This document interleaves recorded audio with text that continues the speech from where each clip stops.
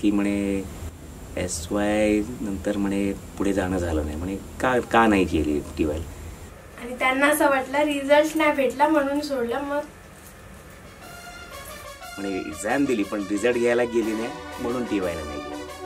त्यावर ते लोक हसायला लागले.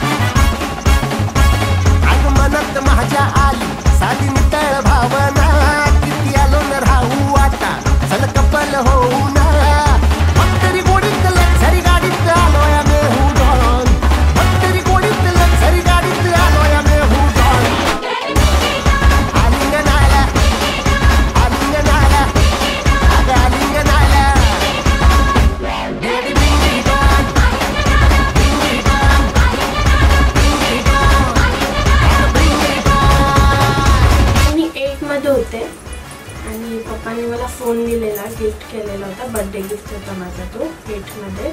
त्यानंतर भाऊ आणि माझं भांडण झालेलं. पप्पा खूप चिडले आणि त्यांनी तो फोन फोडून दिला. आणि त्यानंतर परत मी रडायला लागली का मला नाही, मला तोच फोन हवा आहे. पप्पाला नाही तुला याच्याहून भारी देईन.